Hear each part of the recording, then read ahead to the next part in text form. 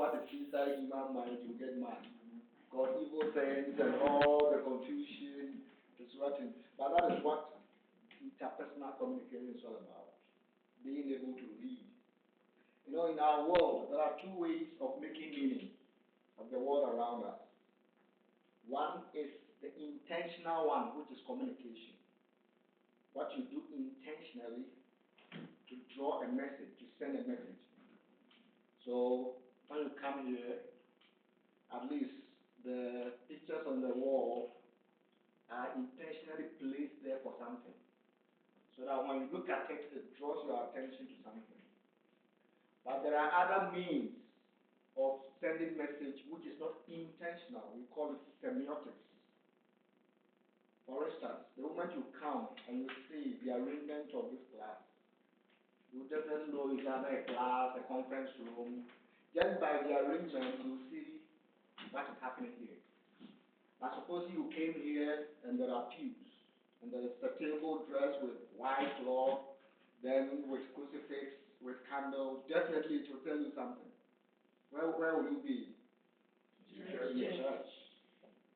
So there are always the intentional part of our communication and the unintentional things that we do without. Our main task is not to send a message, but eventually somebody can read meaning into that. But what we are going to discuss here is the intentional way of sending a message. How do we do that? Then we will end up realizing that communication is not just about talking. You can communicate without talking. And that is where we are going to talk about interpersonal communication for a happy Christian home. Any question? Any expectation? Any confusion? No. Permission to go continue? Permission to continue? Yes. All right. So what is communication? What is communication? You have heard about this word over and over again. It's a way to connect with people. A way to connect with people. Okay, like what? In words. Words. Expression. Okay, expression. So as long as it's able to connect people, it's communication. Good. So if I buy something for you, it's communication. Also through your actions. I'm using it without putting it on. We can hear you. No, he's recording the. Okay. Your actions also Action. speak louder than words often. Action speaks louder than words. Great. So we have connection, action, louder than words. And gesture. Gestures. So at the end of the day, when we talk about communication, communication is everything and it is nothing. Communication is everywhere. It is who we are. Because God Himself is a communication being. And we say it is power. There's an Italian movie called Piccino, The Devil's Advocate, if you have heard about that. He said communication is power. What you have, you can communicate. You have power. Who has watched The Devil's Advocate? Oh, wonderful. If you don't have to communicate, you have power. Even in your relationship, there is no, in communication, we don't talk about parity. You can never have parity. Because even as we are talking, somebody might be more influential, might be better in presenting his argument, like if you're arguing with Charlie Kirk. The way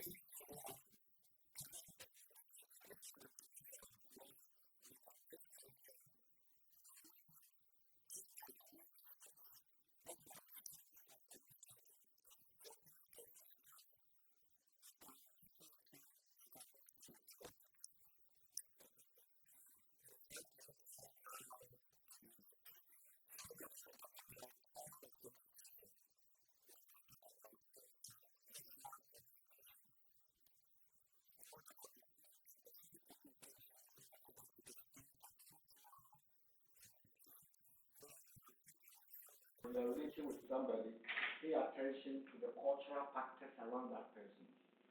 The person's education, the person's background, the person's experience, even the gender of the person. It changes the entire way of talking to somebody. So we have always understood communication to be a sender, a message, and a receiver. That is the computer, the mathematical first ever theory by Aaron and Sharon. That's their first ever understanding of communication. And they use computers. Computer is just about sending the computer something and the computer receiving it and bringing it back to you. But we realize that a lot of things happen in interpersonal communication. Even whilst I'm talking with you, so many things are happening. Not just the words I'm speaking.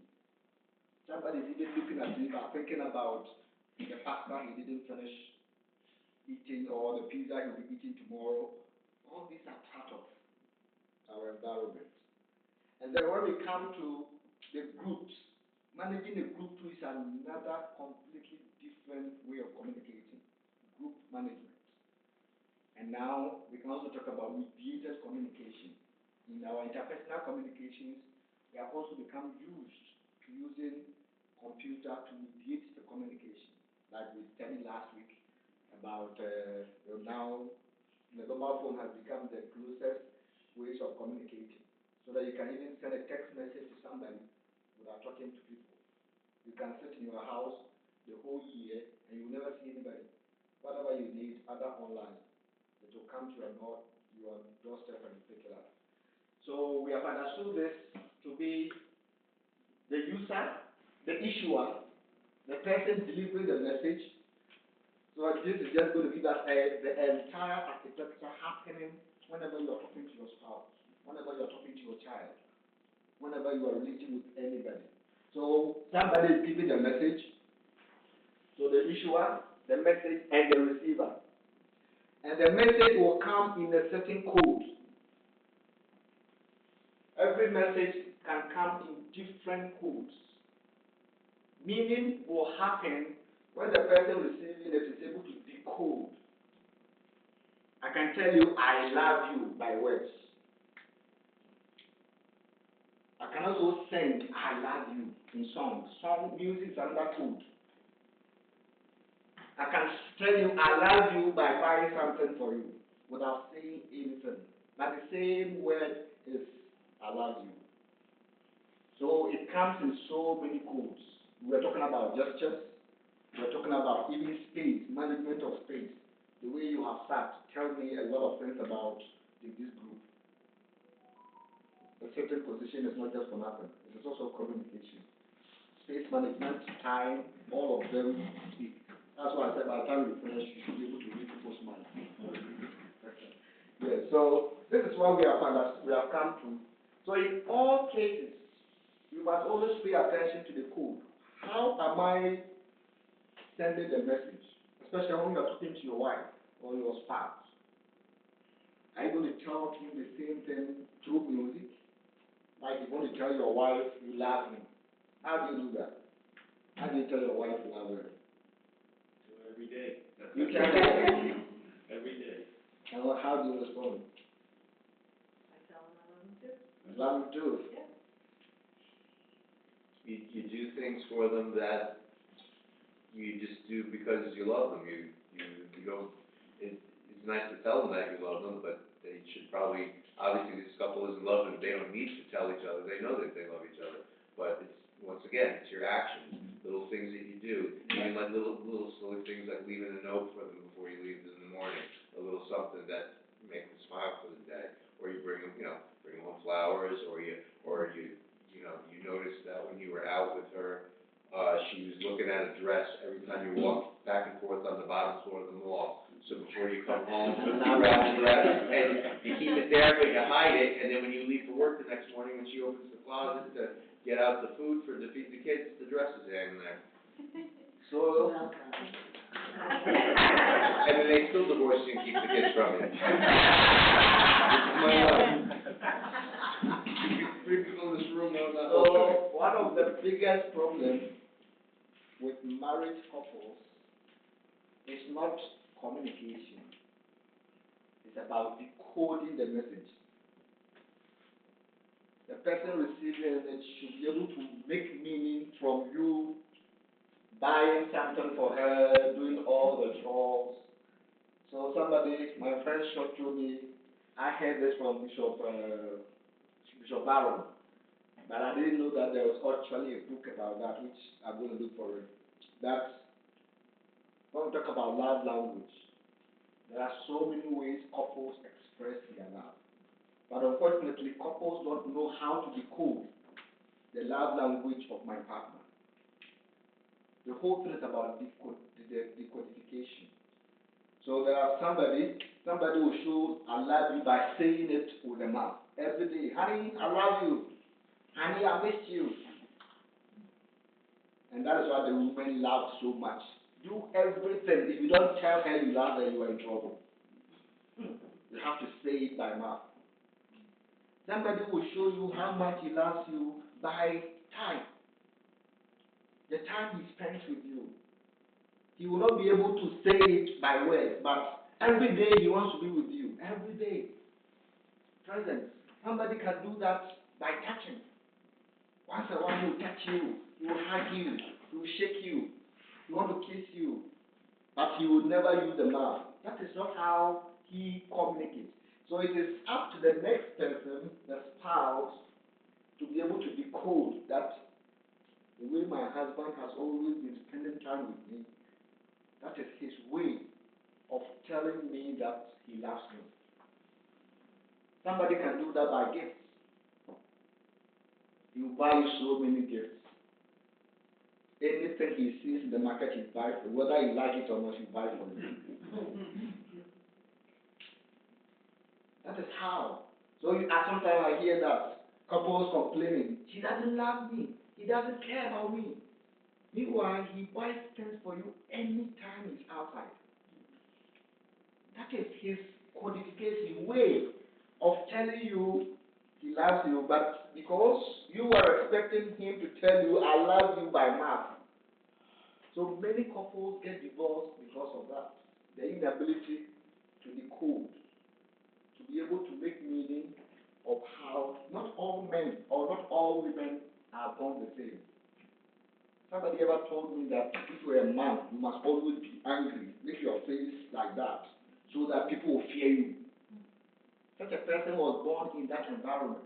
So such a person, it will be difficult for him to tell the wife, honey, I love you. Honey doesn't work in his mouth. All the bees in the world are dead for him. So he would never tell you, honey, baby. Somebody said, who is my baby? Are you my baby? So, who is communicating is key. What the person is bringing is key. Then who is receiving it to is all that is happening. But there are so much things will happen now. We realize that in the same way this person is sending the message to this person, the same way this person also sends message, which we call feedback. The feedback is also a communication. It can be nodding the head, it can be oh. It can be writing notes. So the person receiving will also have the capacity to show you that whatever you are telling him or her is. So all the things we said about here about the qualification and the deep qualification is the same thing that the person, when this person is giving the feedback, he becomes the issuer, the messenger. So when he's nodding the head, you, the person, should be able to decode it to tell you that he is listening. So somebody will be listening to you and his eyes, then you tell me, look at me, I want you to watch me. I say, oh, but I'm listening. Some people want to listen with their ears, but in our natural balance, when you are listening to somebody, eye contact is one of the means of communicating. So if you are talking to me and the person is looking up, it's not a qualification. And I'm talking to you and you are sleeping. It's a message you are giving me. Now what I'm saying is boring or non preganiente.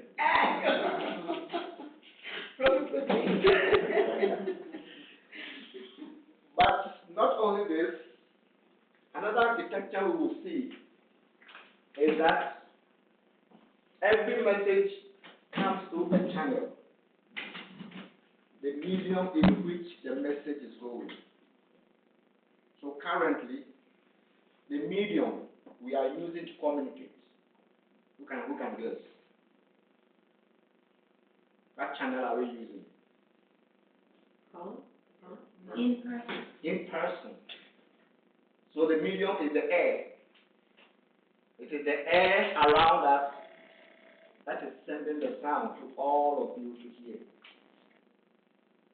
So when I listened to Charlie Kirk's wife last time, I was so touched, and I'm making a review of that, and I'll post maybe Thursday or something, about marriage. One of the difficulties I've seen in many couples is how to live their marriage lives, combining that with their social or the career lives. Somebody is far away, always busy. How do we live? Many marriages break from that. And even the text message, the journal that Charlie writes for her wife was a means of communicating.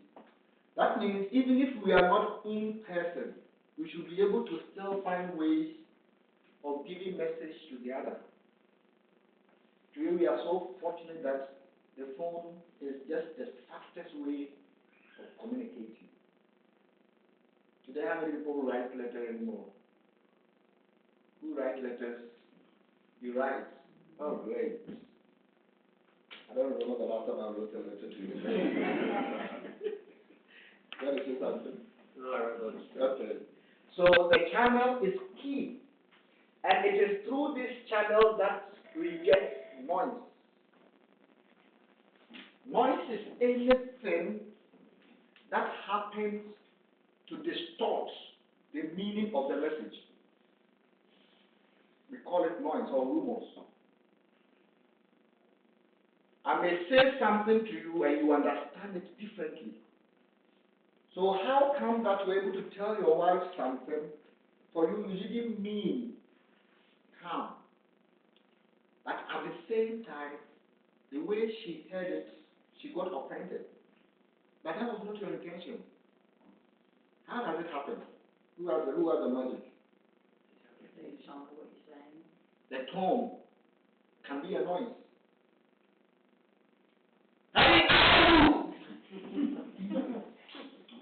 Definitely, nobody wants to hear that. Or even the way we say sorry. Okay, I'm sorry. It can create noise. So that what you intended to communicate was not received the way. That is why the medium is so key. It's not just the message. So McLuhan, the guy who started communication studies, which we are all now studying, wrote a book called The Medium is the Message. And you know what he did? He made a mistake. Instead of writing message, M-E-S-S-A-G-E, he wrote M-A-S-S, and even up to the printing level.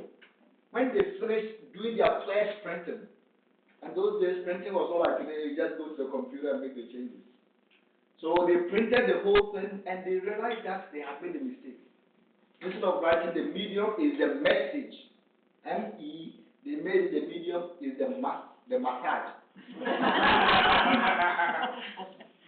Seriously, so later they wanted to call back all the books. And he said, no. That is, every mistake brings to us a new start. It is just to even tell me that exactly that is the essence of the book. So that the medium of sending the message distorted the message. That is what, at the end of the day, it became a blessing for him. So instead of buying the medium is the message, you know the medium is the massage. So we should always be careful of the medium in which we are communicating. Because it can distort. But how you are packaging the words. If you are telling your wife something, if you are telling your children something, if you are telling anybody something, be always careful of how you are packaging it. Because the package can distort the entire thing. All the thing you wanted to say can destroy everything. And that's why sometimes I worry about, at least in Ghana, those who read the Bible in church. If the person reading the Bible in church doesn't know exactly what he's saying, and he's just reading, she can even put an accent on one particular word and it will change the entire meaning of the people who are hearing it. So when I was home, I made sure every Saturday I meet the lectors. Whoever is going to read will read for all of us to hear, and we criticize and we challenge him to be better. Because the medium can disturb the whole thing. Then, so we should be aware of noise whenever we are. But then, this has always been looking at just the issuer, the messenger, and the message and I should have written message so that I will see if anybody will get the clue. But this is not just what is happening. There are so many things happening around us. The environment can also change the entire meaning. So first, when you are talking to somebody, the situation in which you are telling the person something is key. If you are telling somebody you love, or you met somebody who has just lost his job, and you are creating jokes, definitely you will make them angry. There was a priest from Ghana who was in the US, and as a priest, he was going to visit. Somebody lost the husband, and he was asked to go and visit the family. And in Ghana, when somebody loses a person like that, you can tap him and say, oh, there's not anything, give it to God. It's okay. But here you don't tell people to give it to God. When they are mourning, they have the right to cry. So he didn't calculate the situation in which he was going to tell them to give it to God. The woman is weeping. She's mourning. She has the right to weep, and she has to weep.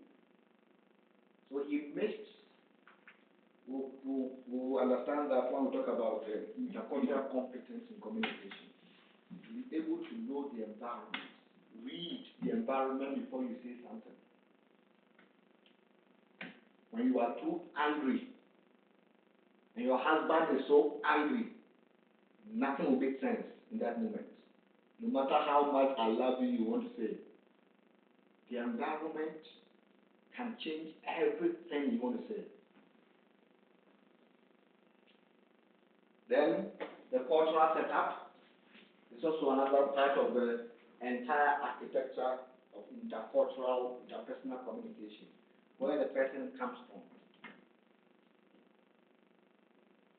It's professional talk about culture, we're not talking about whether I'm a Ghanaian or no. That is not the only thing.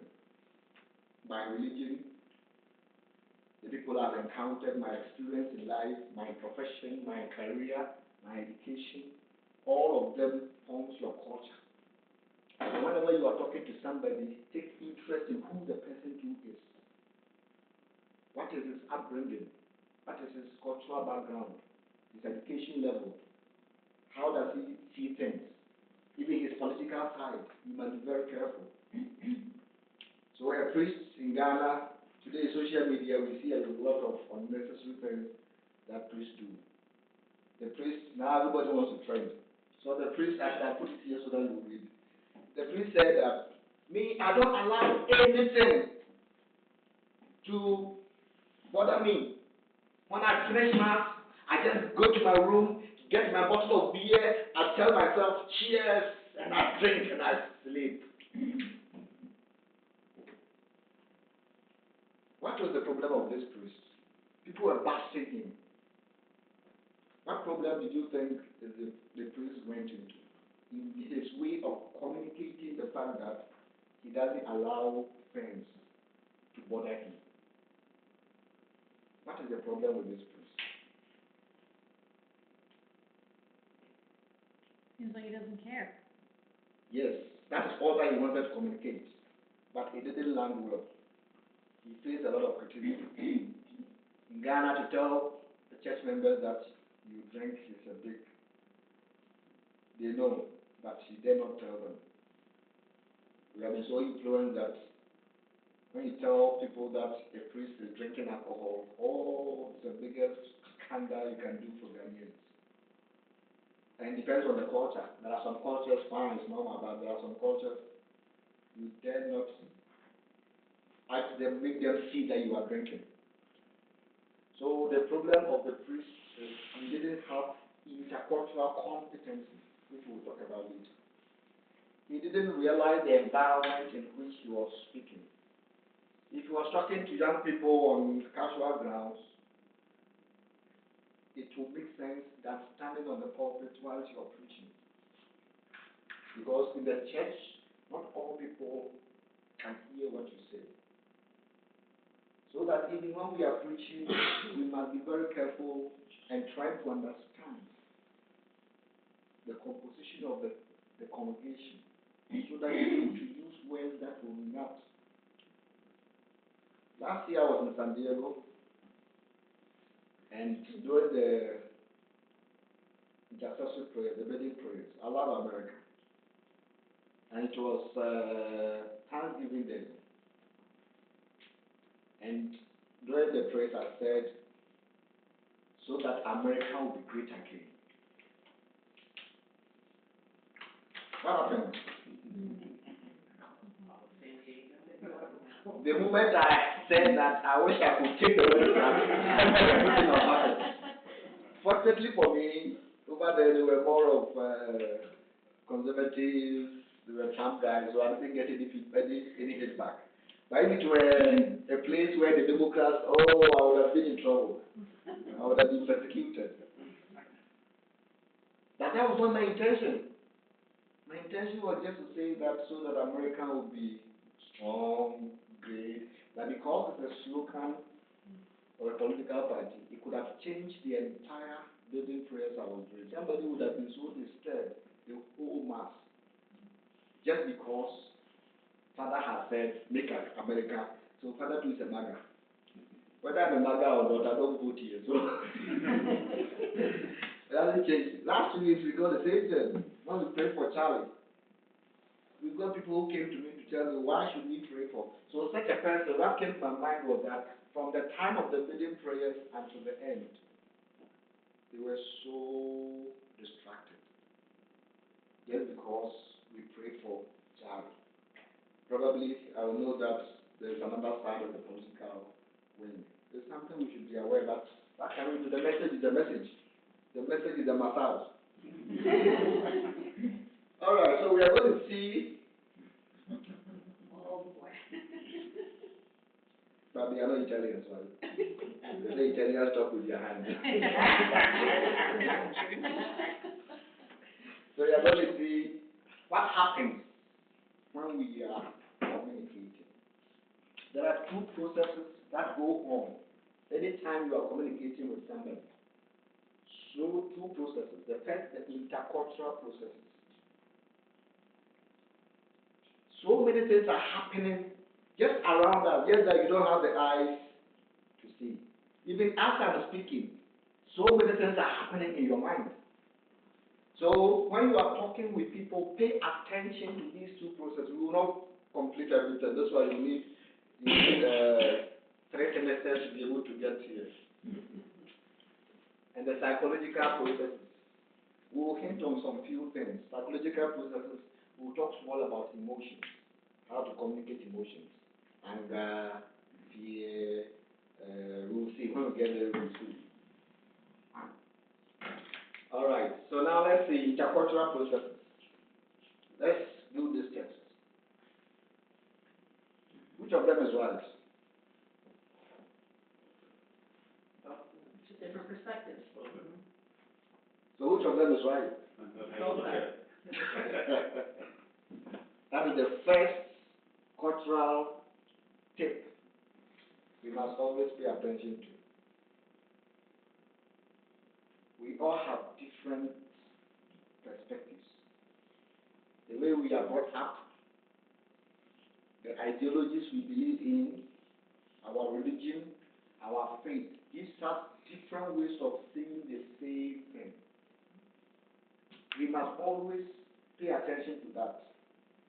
And it happens in many ways that couples fight. We are not able to accept the fact that the way I see this is different from the way the other person sees it. For instance, if I pick a bag, I will put it here. But when you put it here. How do we agree on something? You don't pick it at all. allow your system. Don't even pick it at all to cause trouble. It happens many of the fights you fight in the home is because of that. Somebody prefers Many of the conflicts, if we have time to talk about conflicts, is from there. Somebody prefers that we go to the beach this weekend. Another person prefers that we go to the monastery this weekend. But you are only two. Are you going to vote? How do you settle those disputes when something like that happens? Compromise. Who is going to compromise? Both. So you don't go at all. Do both. You We'll go. to the beach for a couple hours, and then we could go to the monastery, or we can do the beach this week and monastery next week. I think your home is a beautiful home. No trouble, I can see that.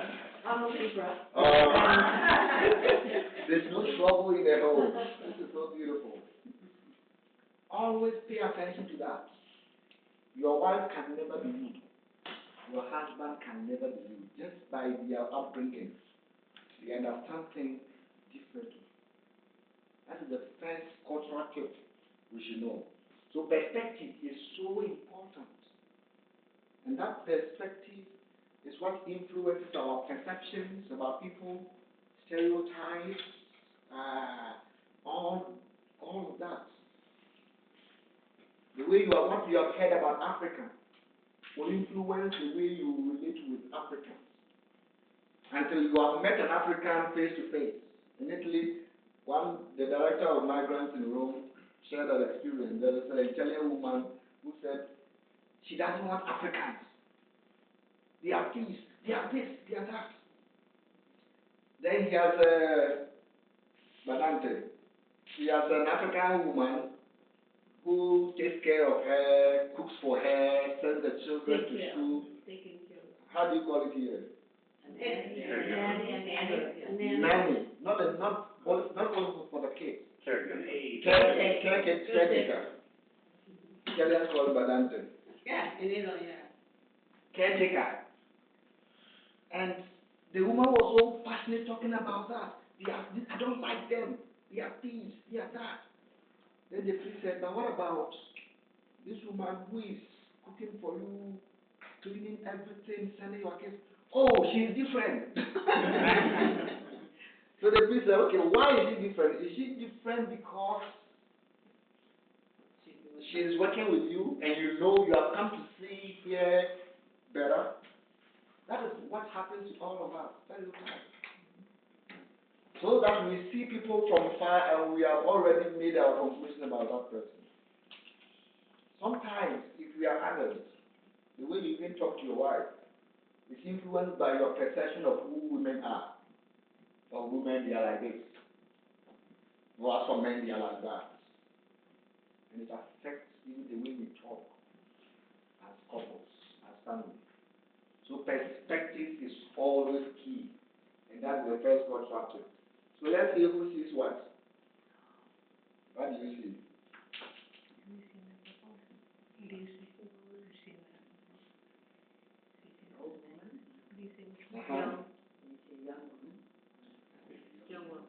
Okay, there's an old woman. Where is the old woman?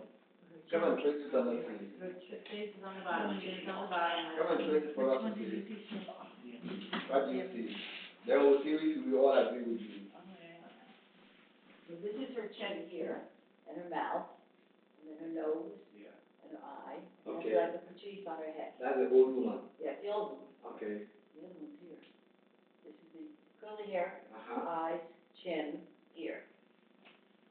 And the other person. Perspective.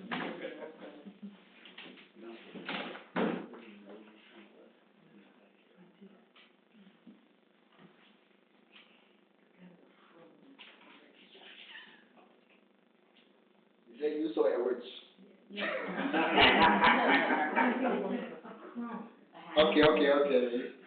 Okay. Human beings do things before we, in perception, there are 3 levels of perception. The first thing we do is selecting. When you see somebody coming, how do you know that the person walking is your friend? You immediately select the immediate thing you see of the person.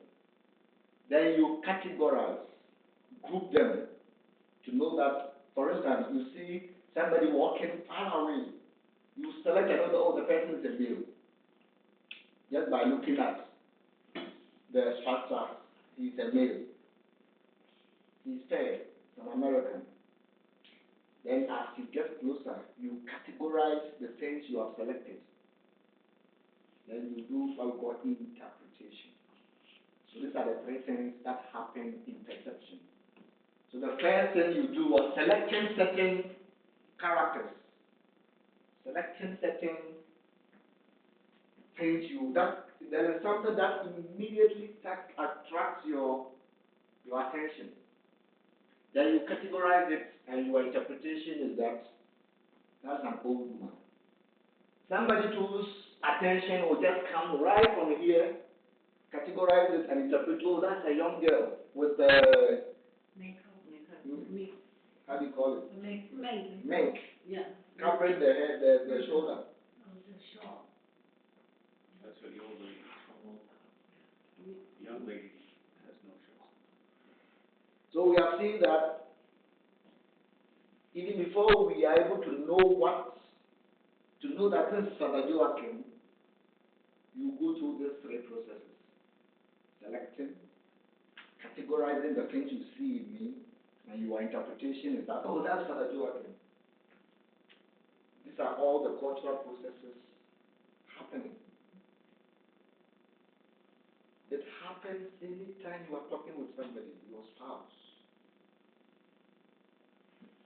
So the many things that happen to us is influenced by these things, our physiological characteristics, our cultural influences, our experiences, our relationships, that characterize our biography, how we construct our own point of view in the world. All this is what we are talking about, the cultural processes. It is up to us to be able to understand. Then we can have a very beautiful interaction. So this one, what do you see?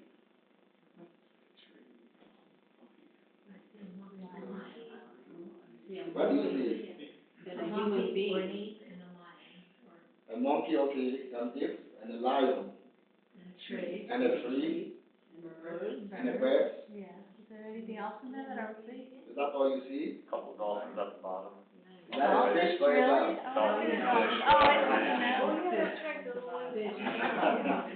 So which one do you see first? Which of you see I saw first? the tree. The tree first. I saw the animals, The lion and the ape. Yeah. Okay, and then you saw the bird on top. Yeah. Then later on somebody realized there are a fish or a dolphin or a shark or whatever. It's all about that.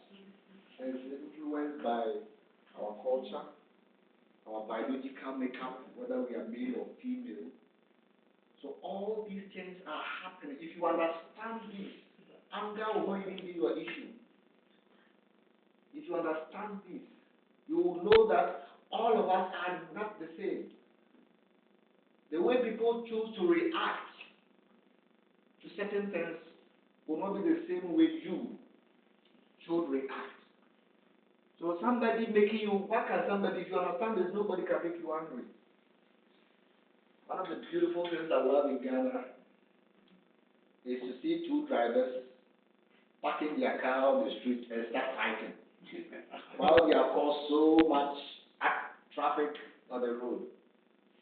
So when we studied alternative dispute resolution, the lawyer told us there are some people you don't have to pay attention to them. You are only meeting them just that moment. Let them go. Most of the car accidents is because of that. Somebody is angry that this person has overtaken him. But that person, probably after that moment, you will never ever meet him or her in your life. You're welcome.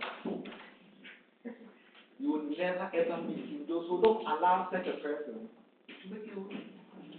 For instance, if you are working and somebody makes you angry,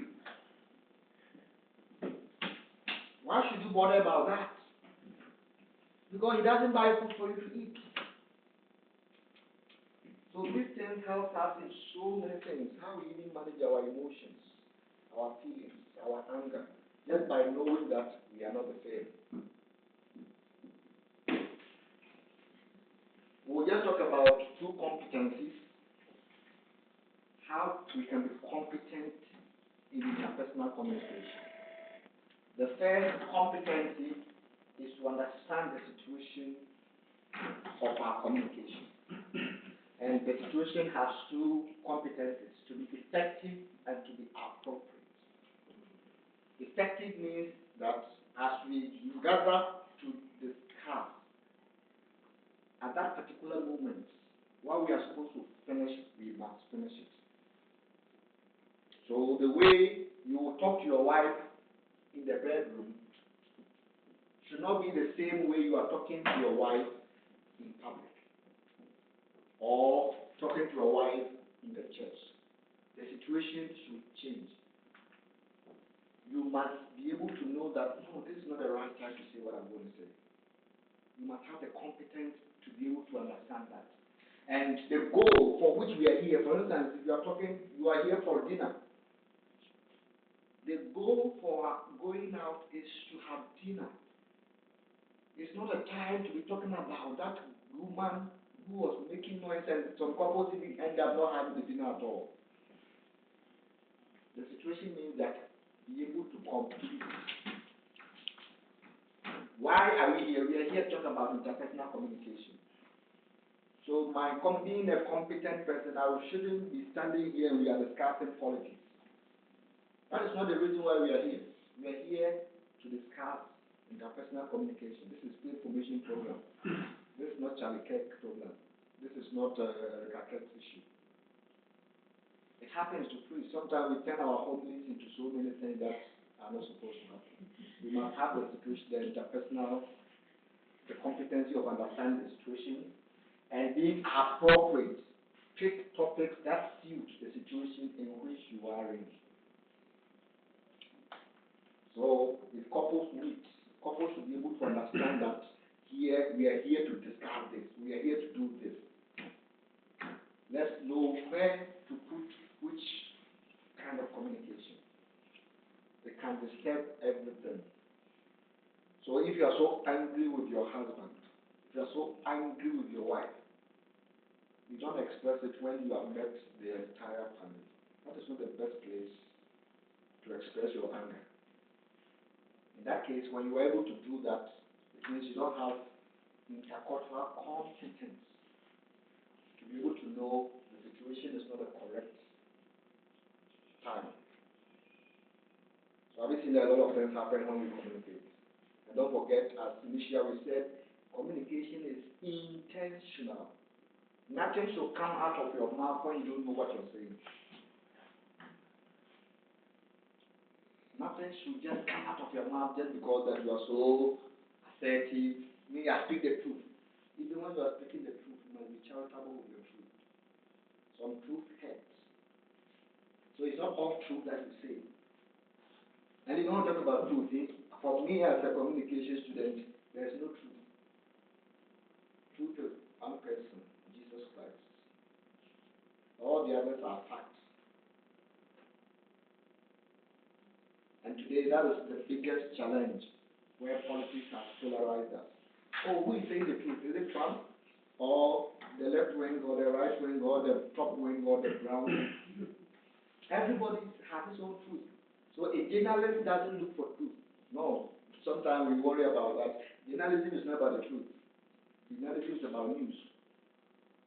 And when the journalist is writing in news, the journalist is not going to report the event.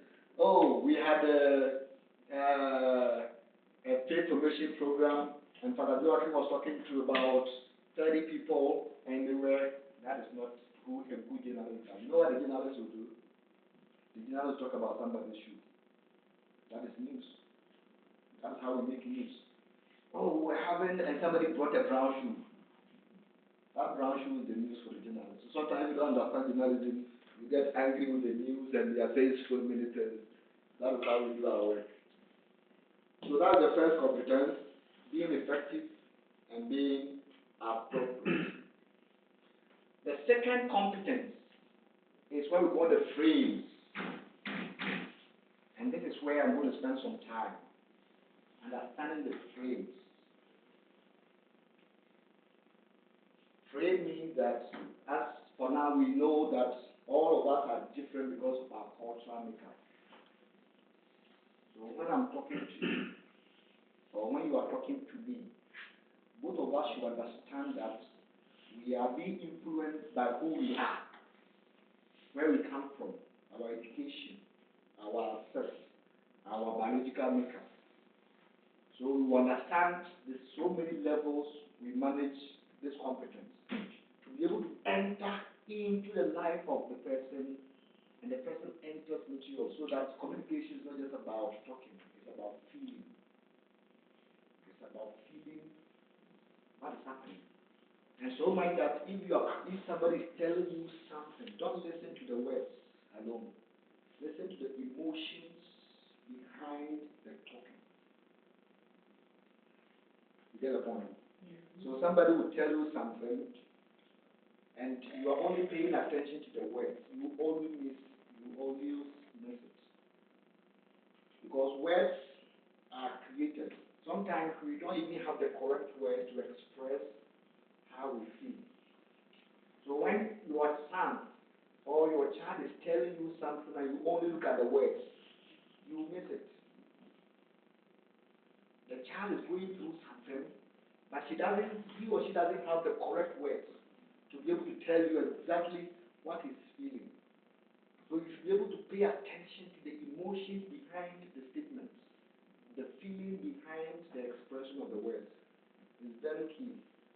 So by the time you realize, your ears will now be bigger, so that you can pay attention to all of that. So let's now look at these three levels. These three levels will help us to understand how to be competent in dealing with the frames of communication. So that if I'm talking with somebody, so we are going to see the different levels in which interpersonal communication happens. And the first level is what we call the transmission model. As we said, a messenger, a message, and what? A receiver. So if you are talking to your wife, which of them do you use? The transmission level is somebody who's always giving order. Honey, where is my food? Honey, we are going to check tomorrow. In this system of communication, this person who is receiving doesn't actually have much to say. His is to just accept it and do what he wants. It used to be the same way we were taught, we were brought up. Your father will always give you the command, come and buy this. But today, the case of today, you can't just give them order. You have to explain. So when you're telling something to kids, next week will understand that. Don't just talk, explain let them understand why you want them to do. If you give them the command, you are far away from them. They don't mind you. So this doesn't work. It works in more of the political work. Now we have another model called a dialogue model. This is a dialogue. Dialogue means that you are talking, and another person too is talking. So that there is exchange of words. He says, you say, you say, he says. That is what happens. And that is what I think many of us do. Now we are going to go to the third level where we must always pay attention. And that's the best for couples. Not always be interested in dialogue.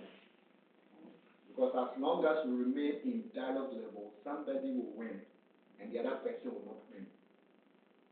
It will depend on the person's ability to talk, ability to communicate, to argue, to express himself or herself. So dialogue is not a model for couples.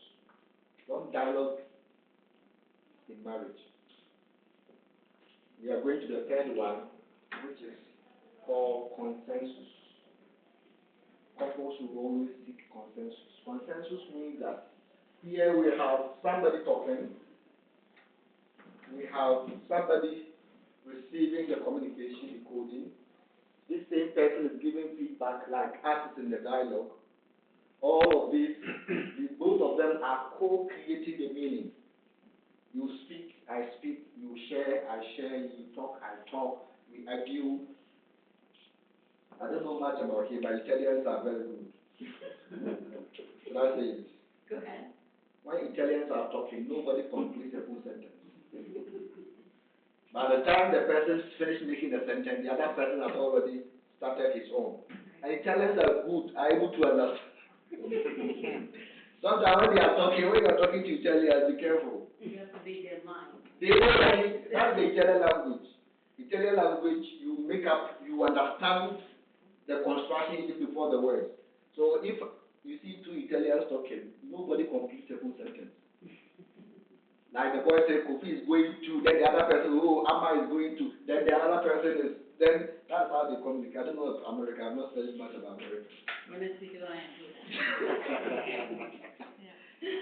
What is happening in consensus?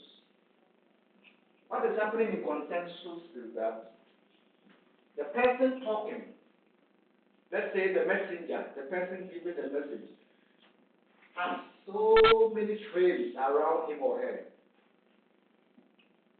His fears, anxieties, anger, everything is going, so many things are going through that person. In the same way with the person listening, he's also going through so many things. For instance, you're going to work. So many things happen at work. You can be happy, you can be sad, you can be anxious, you can be afraid, you can be so many things, so many emotions happen. Our body is an electronic machine. Things are happening to us all the time. As you are listening to me, you are digesting. Digestion is happening. As you are listening, respiration. So many things are happening at one moment. So, consensus is for you to be able to enter into the frame of this person to enter into your frame, so that it is no longer the mouth speaking, but the heart speaking. So that you are able to feel what the person is feeling, to be able to understand well what he's saying. This is where couples should always spend their energy on, building consensus. So, as we were saying, somebody wants to go to the beach. Another person wants to go to the sanctuary. And we have agreed that let's compromise. Either we go to the beach for 1 hour or 2 hours or half day, then we go to the sanctuary half day. Or we decide to go to the beach this week and next week. That is more a dialogue, that is more of a transaction. But couples should be able to understand that the person who wants to go to the beach is not just asking us to go to the beach. Probably he wants us to go to the beach because he is having so much going on in the head that she wants somewhere to just relax and just get off. So it's not just about compromising. It's just about entering into the world of the next person to feel what they are feeling, why they want us to go to the beach. So that marriage is not just about compromising. And many couples compromise, especially women are always the victims. Women will always have to compromise. It doesn't help. Some years ago, around 2000, I heard something that was developing in the United States called snipers. And this is how I heard it in the news, that some couples, maybe the woman or the man, have been going through so many things. The man has been doing so many things to her, and she has kept it in the mind, the heart. And one day, she just loses everything. If she has knife, she just shoots the husband, and after that, she goes to jail for 6 years. He comes back and she inherits the properties. Sometimes you don't need to keep emotions. You must always enter into the world of the next person, feel what they are feeling before you can understand what they are saying to you. And that is what marriage should always lead us to do. So that we are not just dialoguing, we are not just creating transactions. You must always understand the why behind the communication of the spouse. Is it difficult? Are you scared?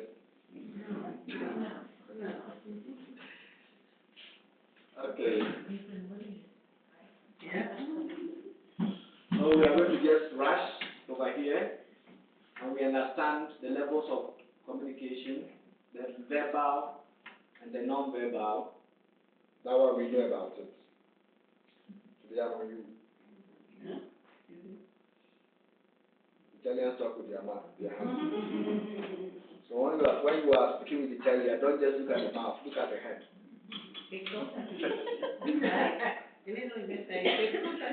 What are you saying? This is another part that we don't pay attention to. The non-verbal aspect of communication. In fact, scientists are saying that whilst I'm speaking with you, only 9% of the words I'm speaking remains in your head. Just 9%. Of all the talking I've been talking, just 9%. 75% are non-verbal communications. Even the way I'm moving up and down, they are all communications. You'll be able to understand what I'm seeing more based on the way Father was moving, based on when you came here to show this. Somebody will remember by that, not by the words. So we remember more actions. That's why we say actions speak louder than words. All these things are tidbits for the next week's discussion. When you are talking to our kids, don't use so much words. Act. Children will learn and follow. You understand? Psychology says children, they are participant observers. Whatever you are doing, they are watching you. It's not what you tell them that they follow. No. They follow what you do. Because they are role players. Children do role playing. Whatever they see their parents do, whatever they see their mothers do, they play that role. And it affects even their future marriage. All of us, all the friends. The way you see the marriage of your mother and your father will affect the way you marry. And especially when there's a problem with your mother and father, and you support your mother over your father. Maybe your father has been beating your mother, and you support your mother. You grow with the frame that you will never allow any man to take advantage of you. That is another discussion. All right, so the non-verbal ones, the body language, we call it kinesis, the body language. When we talk about body language, we are talking about postures and gestures.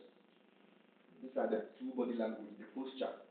If you are talking to somebody like that, a Ghanaian priest went to Germany, and while they were saying the mass, he had done this. And the pastor in Germany was angry throughout the mass. And after the mass, he went to this priest and attacked him. To do this in Germany means that whatever they are doing is useless. You don't care. But in Ghana, to do this means you are really paying attention.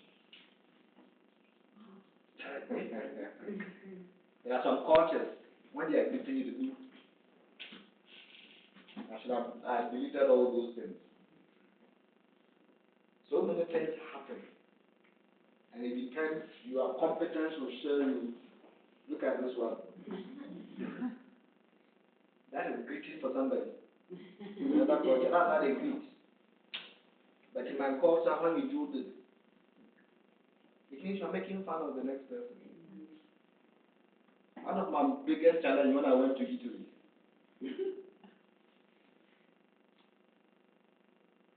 when they do this and I'm going, in my culture, this means come. Yeah, it's just, What are you doing here? ciao. Ciao, bye bye. So somebody did this to me and I went. That was the first shock when I went to Italy. That's the first shock. In ours we do this. Bye bye means this. But here, so now I understand this language. Yeah. So the body language, the posture, and the gestures. At least when we talk about the posture, we're talking about the space in which the body is occupying. It's very, very key. You are able, if you are smart, you understand the policies of our church just by looking at the way people are start. It's so easy. Catholics, we don't know how to lie. You can read the minds of Catholics so soon.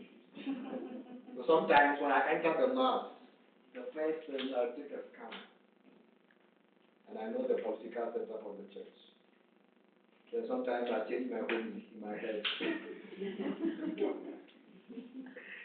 Yes, so not only that, the paralinguistics, the voice, the tone, the speed in which you speak, they are also part of communication. They can create noise or they can make the message meaningful. The level in which you speak, either you speak too high or too low, too fast or too slow, they are all key things we must understand. Then there is space and distance present. This is what people are saying. We have the intimate distance, we have the personal distance, we have the social distance, and we have the public distance. The farther people are away from you, the difference your communication changes. So, you don't talk to somebody, your co-worker who is probably having a social distance with you, the same way you are talking to your wife. Definitely your wife will be jealous. Then you go and see your husband sitting just, we call it, when we're the same director will teach, when the women come to visit somebody, and the director sees the two of you sitting on the chair, you come, my friend, create a canonical distance. You know the canonical distance? Give space, otherwise you will go home. So, the distance to people is key. There's actually one professor called Dumba who said this, that in our lifetime, all of us in our lifetime, we know only 1,500 people, 1,500 people in your lifetime. Then as time goes on, the closer the distance, the more they reduce. So from 1,005 to 250. And in all your time, you can never have an intimate friendship with more than 5 people. Do that mathematics in your life. Who are so close to you that you share your personal life story? Count them, there will be more than 5. So it's best for you to know who you are talking to and know. So these are all ways that we use of expressing our love in one word. Alright, we are going to brush over this.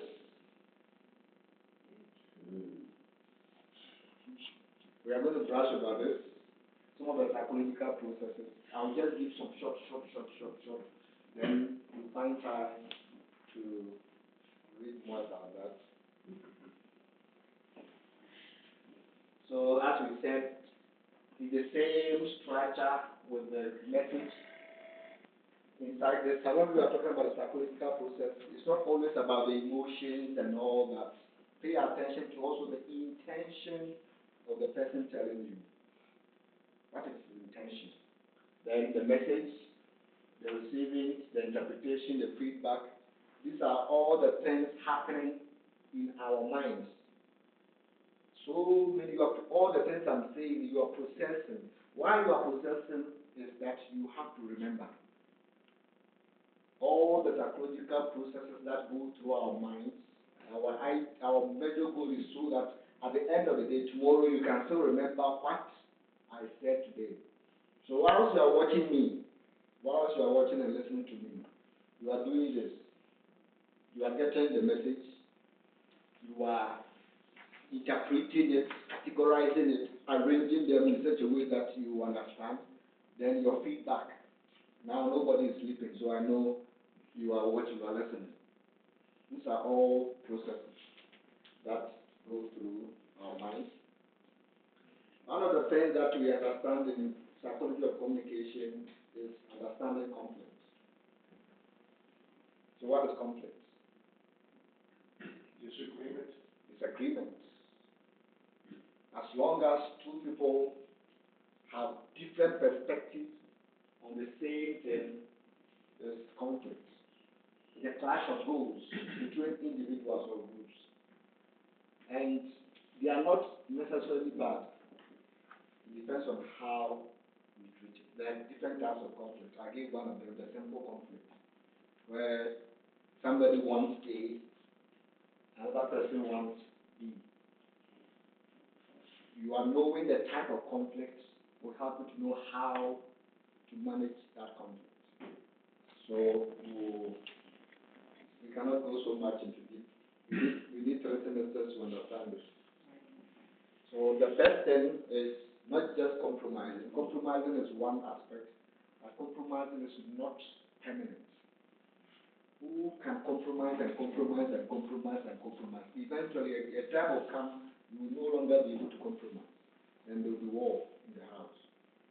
So the best way today we have learned is consensus.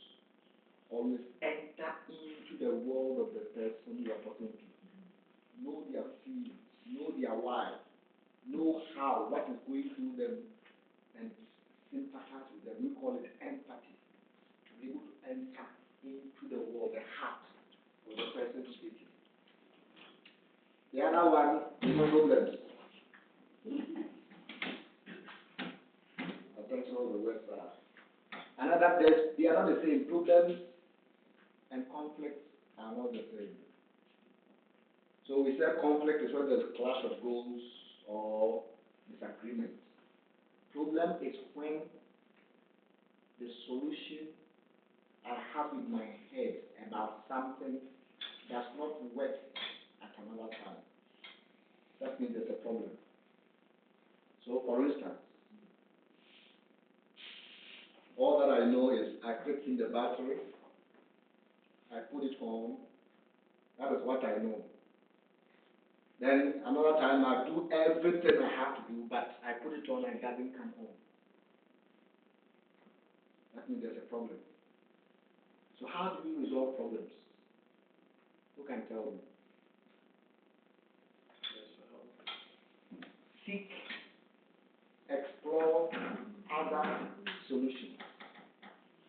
So many of the fights in our homes, which is problems, we don't seek or we don't explore more solutions. We just think that what we know at this time is so perfect that we don't explore more. So I created a story, and I want you to explain that a man bought a remote, a new battery for his remote in the house. When he was going to work office, he fixed it himself and left the remote. When he came from work, he used the remote on the television and it's not working. And immediately, who are going to be the victims? His wife and children. And he was so angry with them. They have been destroying things. I tell you, and whenever it is the kids, it is definitely the woman. You don't train your kids, you don't educate them well. They have destroyed everything. I just bought the battery yesterday, and you have destroyed it. And for 1 week, he didn't talk to anybody. So during the weekend, he decided to open the remote.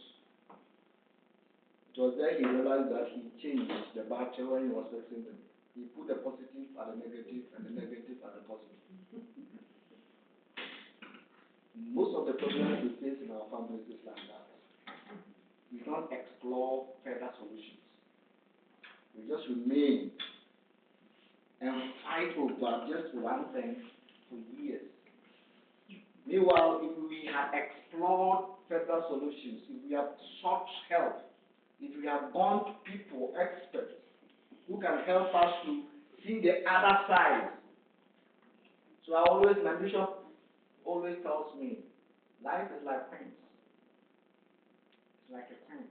He, as a bishop, he sees both the back and the front. But the priests and the other faithful only see the front, and they start criticizing the bishop. He's not doing this. He's so incompetent. He's not a good leader. But he knows both the back and the front. And when I was a secretary, I realized that sometimes I know certain things that happen. I know the full story.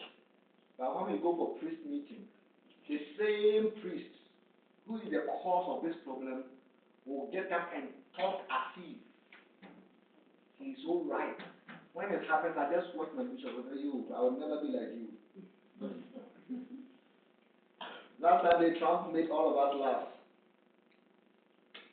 He said, Charlie, he was dialoguing his opponents. He was so careful with his opponents. But me, I'm not like that. I can't stand my opponents. So problem is not anything. It's just about exploring more solutions, seeking more ways of dealing with it.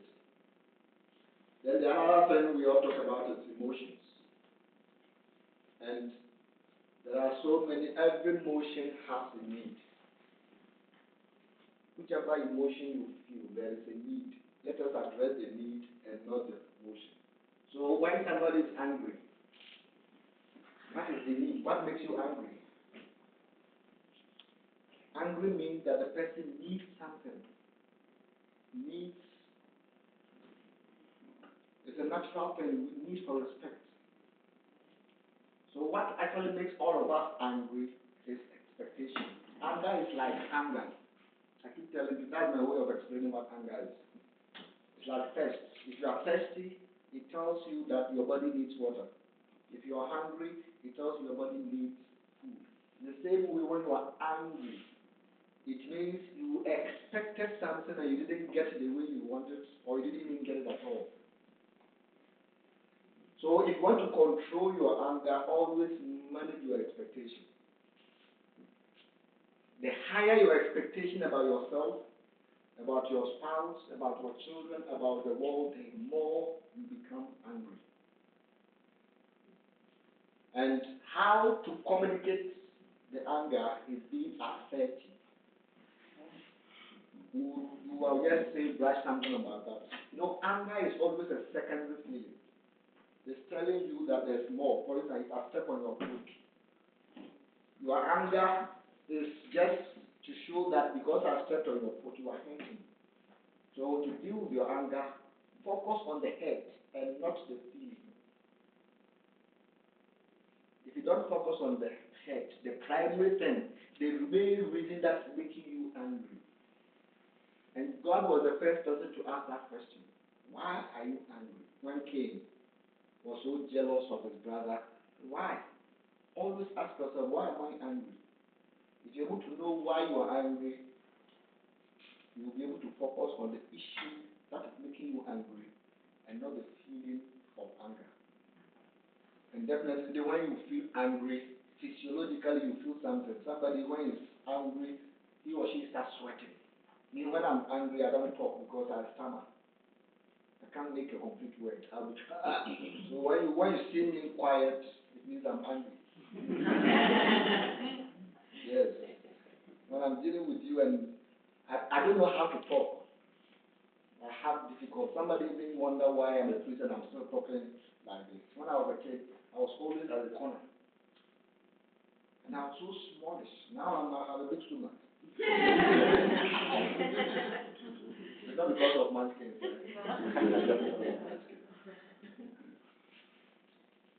So being assertive, let's say assertive way of speaking. This is the simplest way to express your anger to your spouse. Not shouting, not with your fists, not with a slap, but with assertiveness. This is how it goes. Supposing he does something to me, I respect him. I can't express. So I'll go to him and narrate the story. First and narrate the story.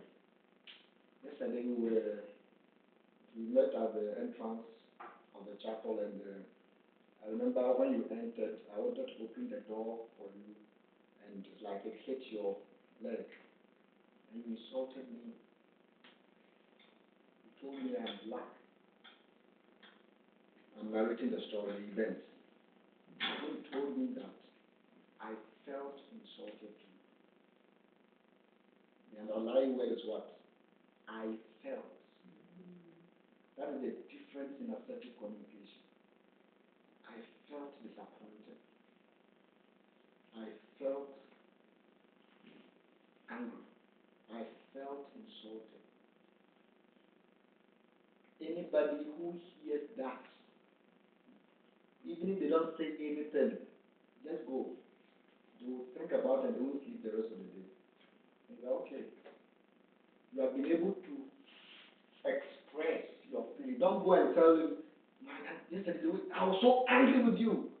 Human beings are always reactive. The moment you go that tangent, you also want to defend himself or herself. Take your time. Narrate what happened. Then after narrating it, tell them that I felt disappointed. I felt outraged. I felt. And that's the only difference in assertive communication is I felt. So put it as part of your mouth so that it becomes your way of. Another thing is sadness. Anybody who is feeling sad, the need is what? Comfort. So every emotion has a need. And because the need is lacking, that is why you feel the way you feel. So when you are sad and you need comfort, ask for it. Don't sit down and die in your sadness. Ask for it. And you will get fear. Anybody who is afraid has a need. And that need is you need safety. So what do you need? So in case you meet somebody who is expressing his fear or her fear to you, what you have to provide for that person is reassurance. It's not just comfort. He doesn't need comfort. He doesn't need the good words. Reassure the person that whatever his safety concerns will be solved. The other one is joy. Definitely, somebody who is happy is in need of sharing. So sharing is caring. So to make your wife happy, express it, celebrate her, tell her good things, and make her happy. So these are the basic, the four. This is one of the professors in our university, Shikiro, who has been able to write full about emotions and how we can communicate emotions. And these are the four basic emotions he used his theory to describe. So another way of dealing with it is, we have already talked about anger. So we will also go much about it. And as I said, this is all about anger.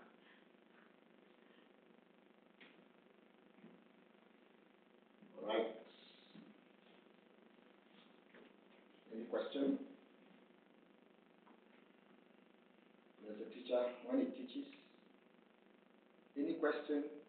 No. Do you understand? Yes, sir. But can you do it? No, sir. So this one takes out of that, I know you mentioned the word marriage a lot, but I found also that a great deal of it, it could be used for friends or Interpersonal family, communication. anyone. Yeah. Anybody you meet. Right. In any relationship. It becomes complex when the persons are more than one. Then the discussion is going to change a bit. with interpersonal communication, you are dealing with one-on-one, one-on-one, even though in groups, it works. But then when there is a group, it's another topic which will meet me in Rome, and I'll give you those courses on group dynamics. Many of us worry on unnecessary things. And if you want to understand group dynamics, you even understand even your marriage, your family. Because your family is more than one person. Marriage is always beautiful when you are just the two people. When the kids come in, the disaster begins. The moment there are kids, there are disaster. You one day close from work and you go and all your margarine, your milk, the boy is swimming in the milk, in the fridge. So you should be able to know managing the dynamics of the group. Here we have a lot of groups, discipleship groups. Sometimes we miss how to manage that group. Because every group has its own dynamics, complexes. There's always a class struggle in every group. People want to accept their status, their power in any group. So if you are managing a group, you should be able to know the group dynamics. That's what we call the group dynamics. The politics, the status level, everybody wants to show off, So you should be always. So I'll end with this assignment. Two couples were fighting over orange. And the orange is one. How will you settle that case? Can you repeat that, please? Yes, please repeat. Say the word again. Two couples were fighting over one orange. Just one orange. So 4 people in total are fighting over one orange. Two. Just the wife and the husband. Two different couples. No, No, one let's say couple. one couple. A man and a woman, you and your husband. You are all fighting over an orange. How will you settle that case? Share it. Share what? Just one orange. Cut it. Yeah, but cut it, share. Yeah, cut, share it. I would say I'll peel it for you, would you like some? Yeah. I would say I would peel it for you, would you like some? In other words, How? First, peel it, and then the orange, you break it into the second, you put it on a plate, you say, would you like some? Okay, so you divide it to you. How? So that each one. No, again, I trust her response, Okay. appropriate, that is, would you like it? She would say, okay, it takes the whole thing. Okay. That's not like her. She would take a portion, and she used to have some, then, each takes them, there's always something left over, because nobody wants to. So you deal with your wife. Yeah. Supposing two of your grandchildren are fighting over one orange. Well, it depends on how old they are. I have to tell you, I have some grandchildren that are bigger than me. My father had a plan for that. Let's say Okay. there's a piece of cake, one Okay. piece of cake. Okay. So between myself and my sister, he would say, okay, one of you cuts and the other one takes the first piece. Okay. That way you really cut very carefully.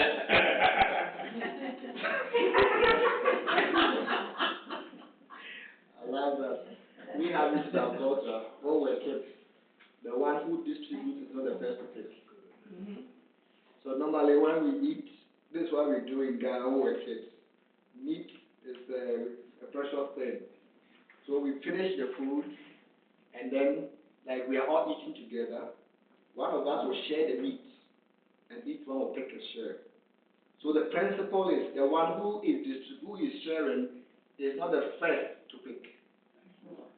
So that he will not, we are humans. By sharing, he will make sure he puts the bigger part in front of him and give the rest the small one.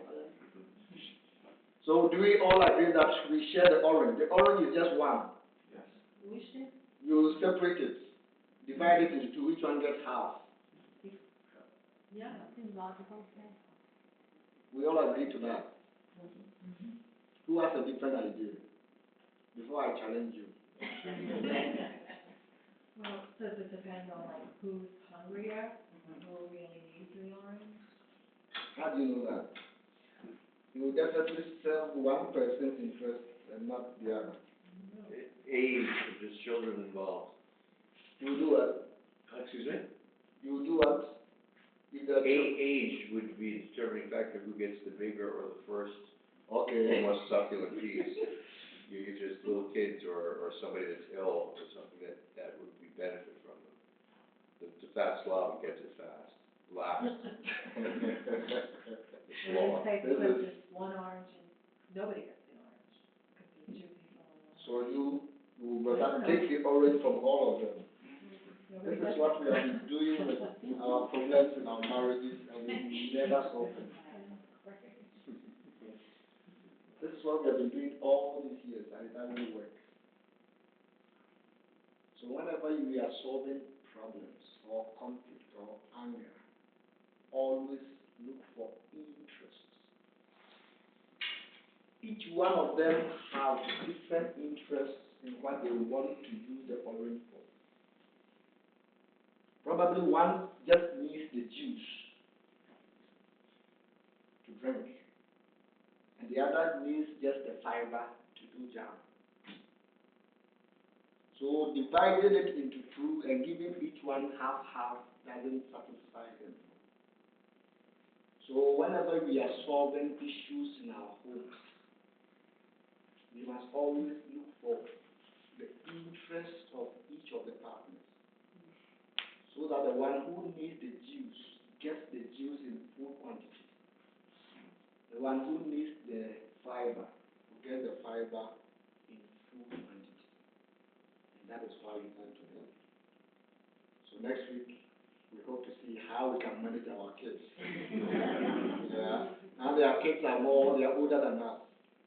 They are older than us. They know so much more than us. So we are so incompetent in dealing with them. We'll see what we can do. All right.